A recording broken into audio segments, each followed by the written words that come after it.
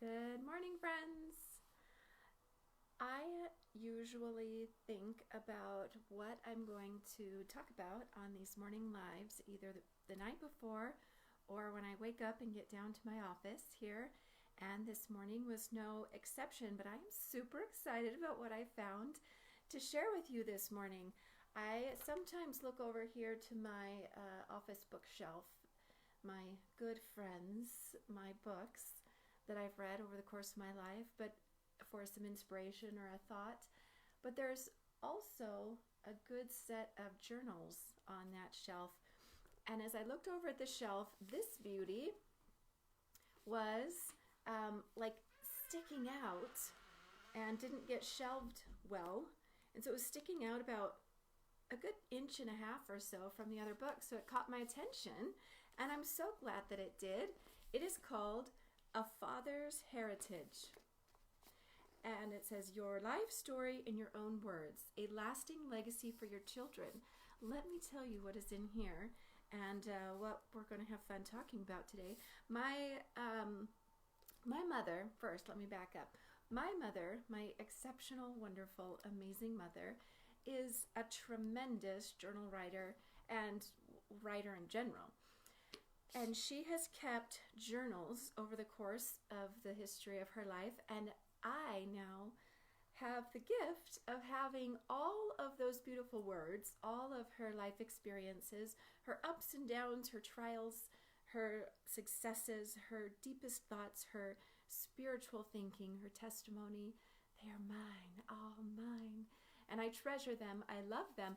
My dad, not so much a journal writer. Also tremendous and wonderful and exemplary, and so many wonderful memories of my father and beautiful relationship with both of them. I love them both so much. But we all have our strengths and gifts and things that we do and don't do. And well, my father is not a journal writer, and so my mom did this journal for my father, which is you may have seen these like in grocery stores or bookstores. It's where you have a writing prompt, and then you can add in your thoughts to record your life. And so my mom did this over the course of some different road trips and seated times with my father to record some of his memories. It's things like, can you remember being afraid as a boy? What's your favorite childhood memory? What do you remember about your mother? What was your favorite meal that your mom cooked for you? And on and on and on and on, things like this. Well, when I opened up and skimmed through this, one of the questions that is in this book and my father's answers just captured my mind. And not only was I inspired and excited about his answers, but it made me think, what are mine? What would mine be? And so I want to ask you, I'm going to share his and mine and ask you the same question this morning to discover and think, how would we answer this question as a legacy to those who might discover our journal or our video or read our thoughts or our social media in the future? Okay, before I tell you the question, here's a disclaimer. I just found this a few minutes ago, just jotted down my own ideas a few minutes ago, and so I reserve the right to change my answers at any time. Further develop them, change them, refine them, because it's a big question and I want to get it right in my own mind of what mine are. And so I would encourage you after this video, though, to just jot down yours and think about it over the course of the day and change and improve your answers if others come to you. Okay, and if you have questions or comments, I'd love to hear your questions as we keep going through this conversation. Okay, so the question was, recall for me 5 of the most important lessons you have learned in life. Okay, think about that for a minute, mama friends. This is like sitting on the rocking chair on your porch of life, reflecting back and thinking, if I could only pick 5 things, the 5 greatest lessons that I've learned that I want to pass on to my posterity or anyone listening, what would the 5 be? So, first I'm going to tell you what my father's were. Are you ready for this? Richard Aurthur Greene, the greatest man. Here we go. Number 1, honesty. No further comment needed on that. Oh, wait, there's an asterisk here. There is another comment.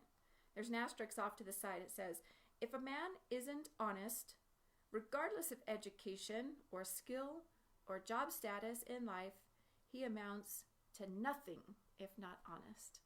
So there's life lesson number 1, honesty. Number 2, work ethic.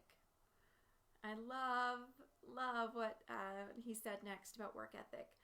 Especially being an entrepreneur, I can embrace this statement and love the intention behind it.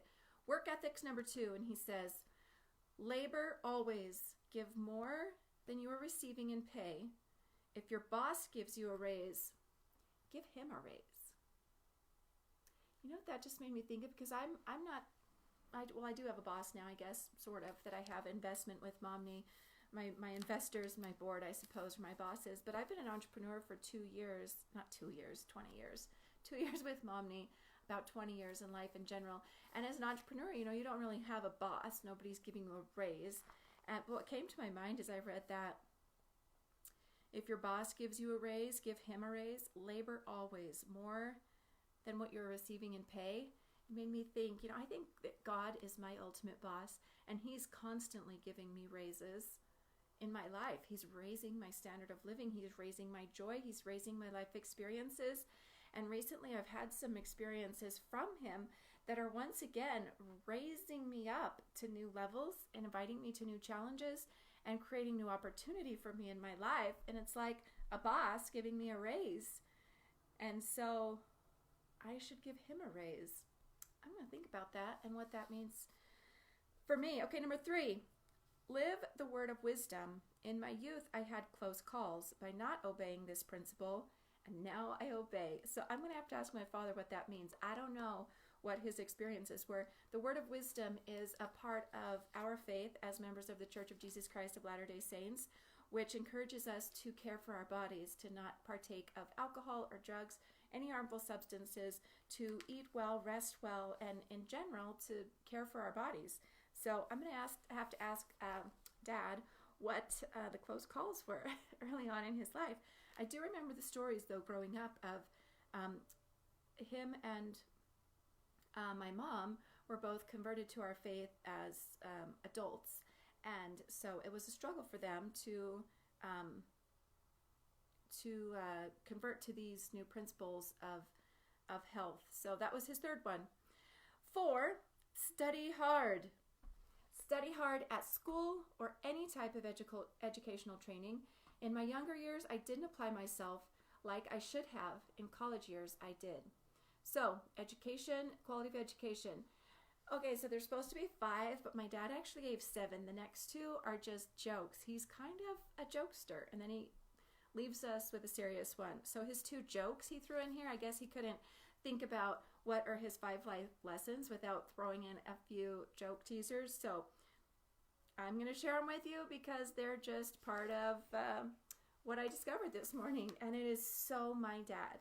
Number 5, don't spit in the wind, and he's got this LOL after it. Number 6, do not tug on Superman's cape. I've never heard him say that one. Laugh out loud. He says, okay, now on to his real one after his little jokes there. I know he's going to watch this and he's going to be laughing at himself and me laughing at him. Okay, and his last serious one is it's never too late to try something new. And I love this one. I love that he shared this one as his last one. And then he gives the example. I learned how to snow ski at age 39. I'm age 42 right now. So that makes me think, what life experiences and things have I not yet experienced that I might think I'm too old for, that I should take a note from my dad's legacy book and remember that you are never too old to try new things. Okay, there you go. Words of wisdom from Richard Aurthur Greene. And then, Brigham's saying your dad's quoting a song from his childhood. Okay, maybe the Spitting in the Wind or the Superman's Cape are from his childhood. I don't know those songs, but I'll have to look them up and learn. Okay, maybe you might write in your journal today your 5 greatest life lessons and record those for posterity. All right, here's my 5 I came up with. I discovered that this morning, and I sat down in front of my 2 little cameras. We got Facebook Live going and Instagram Live, and I jotted down my 5. I thought, what would my 5 be? If you could just leave a legacy of 5 things, what would you tell your posterity that are the most important 5 lessons you've learned? Okay, are you ready? Here's Karmel's. And again, a disclaimer, I reserve the right to change these at any time for any reason because I just came up with these.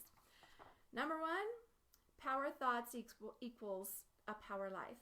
I have learned over the course of the past few decades that what's happening up here in my mind manifests itself out in my life in general. Garbage in, garbage out. Whether it's the media, the music, the company that I keep, the books, the podcasts, what I'm digesting on social media. I'm pretty liberal on my social media at unfollowing and hiding people who are not sharing uplifting things. I like to guard so carefully my thoughts, and not just what's coming in and going out, but what the processes of what's happening in my mind, like focusing on affirmations and memorizations, and staying strong in my brain. I believe that all things are created spiritually before they are created physically or manifest in real time in the world. And so I like to guard my thoughts, exercise my thoughts, and do all that I can to have powerful, positive thinking. So that's number 1. Number 2 is to ask questions. Change your questions, change your life. I like to always have a question that I'm working on. Mostly what this means is I'm usually seeking guidance from God by asking questions. And I have had tremendous success with this over the course of my life. And I have learned that when I keep my thoughts where they should be, keep my life in order as God has asked me to live it, or as closely as I can, and I keep that line of communication clear, clean, and open, and then I go and I ask questions, I get powerful answers. And I don't think I'm anything special. I think this is a promise that God makes to all, that you can go to him at any time and ask questions, and he will lead and guide you. One thing I found that's helpful in asking questions is I try and seek out the answer on my own first. So I'm constantly asking myself questions, finding the answer, and then taking that answer to God and asking for correction or confirmation. And I have received both. He guides me through this process, and if I have chosen incorrectly, I have many times been corrected. So you might experiment with that concept of asking questions in your life. Number 3 is keep perspective. So keep perspective for me means to be careful about comparisons, to not compare my beginning with someone else's middle or end, but also keeping perspective with gratitude. Gratitude is so powerful for helping us to realize all of the greatness and the good things in our life. We often might compare our worst self to someone else's best self, or our worst moment to some glorious thing we see on social media, or our worst first writing to someone else's 9th book that they've written. So keeping perspective with a focus on gratitude really helps me to keep my thoughts in check. Another thing that helps with perspective is remembering timeline. Like, where am I? Where is this tiny point of my current thought, thinking, my life right now on the timeline of my life, but also the timeline of my eternity? I believe that I'm an eternal being, and I will live forever, even after this life. And what's happening right now in this pinprick of eternity, or even this pinprick of life, this single day, of all the days of life that I have to live, is it really as big of a deal as it seems to be in my mind at the moment? And if I'm having a hard moment, or even a great moment, it's helpful to keep it in perspective. And so I am always, not always, I am often trying to remind myself to put this moment of life into perspective. And that helps me with my thoughts and my questions. Number 4 is health. That health is wealth, to guard my health. And some of the lessons I've learned have come through asking questions or seeking divine inspiration for how I should lead my own health life. Health for me is my complete soul, which I believe is my body and my mind. And I've received specific guidance of how I should care for my body, how I should care for my health. And I've found that when I do, all things are powered up in my life. There's an amazing book that I love. Maybe I'll talk about it one of these days. It's yellow. It's called, there it is, The Power of Habit. And in The Power of Habit, he talks about having a keystone habit. It's the one habit. Think of an arch, and at the top of an arch is the top brick is the keystone. And that keystone holds the rest of the bricks in the arch together. Without that keystone and its angled brick nature, the rest of the arch would crumble. And the keystone, what he suggests in this book is that each of us have a keystone habit. It is the one thing that holds together all of the other habits and helps us to be strong. And what I've discovered in my life is my health, my eating, what I bring into my body is my keystone habit. If my eating is strong, if my health is strong, both physically and mentally, then all other areas of my life are also strong. So for me, caring for my health, my body, my spirit, remembering that my body is a temple, and trying my very hardest. I don't always do this perfectly, but I try so hard to bring things into my body that will power up my life and fuel all of the other habits which I'm striving to keep. So health. Health is my fourth. And my fifth is I'm a truth seeker. My life mission is summarized in 4 words: seek and share truth. And this means so many different things to me. It all pretty much boils down to, though, truth. But truth is embodied in so many things. I think of education, gaining knowledge and wisdom, but it's also spiritual truth and spiritual learning. And it's not just from books, it's from other people as well. So when I think of seek and share truth, it also encompasses for me the concept of mentoring, receiving mentoring from others, but then also sharing mentoring. That's what we're doing right now, right? I'm sharing, but I'm also seeking and learning. I learned truth from my father this morning, and now I'm sharing it with you. I think that to seek and share truth is this beautiful cycle in life that we have to gift to others. Somebody's given me all sorts of hearts. Who is loving on me this morning? Whoever you are, thank you. It's so nice that you're here sharing the love. I love that. Somebody with a nice, I think it's my husband. That's funny. Oh, I love you too. Okay, so those are my 5. Again, they are power up your thoughts, power up your life, ask questions. Change your questions, change your life. 3 is keep perspective with a focus on not comparing and having extreme gratitude and remembering the timeline of life and eternity. 4 is health is wealth. Care for your body, care for your mind by what you're bringing into your body and how you're working that body. Seek and share truth is number 5. So there you have it, friends. What are the 5 most important lessons you would share with your children, your posterity, your legacy? Maybe think about what your 5 would be. Don't overthink it. Just grab a pen, write them down. Go to your cell phone notes right now and jot down what are your top 5 words, your top 5 thoughts. What are your 5 that make you come alive? I hope you're focusing on those things today, that your life is filled with joy. You can leave me a question in the comments and I'll answer it tomorrow on the live. We will see you there, friends. Have a great day.